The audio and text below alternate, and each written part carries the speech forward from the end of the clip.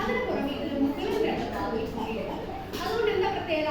മുകളിൽ നിന്ന് നോക്കിയാൽ നമുക്ക് സൈഡിൽ കൂടെയും കാണാം, സൈഡിൽ നിന്ന് നോക്കിയാൽ നമുക്ക് മുകളിൽ കൂടെയും കാണാം, ഇല്ലേ? ശരി.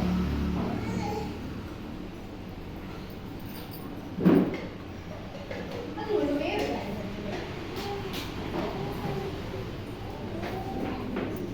തുടങ്ങുന്നതിന് മുമ്പ് പരിചയപ്പെടുത്താൻ വേണ്ടിയിട്ടാണ് ഒരു ഡൈസ് കാണാം അല്ലേ? ഈ ഡൈസിന് സാധാരണ എത്ര വശമുണ്ട്? 6 വശം. അതുപോലെ തന്നെ ഇതിന് എത്ര വശമുണ്ട്? 6 വശം. അതൊന്ന് പരിശോധിച്ച് നോക്കിയാൽ ഉറപ്പുള്ളതാണ്. ഓക്കെ അല്ലേ?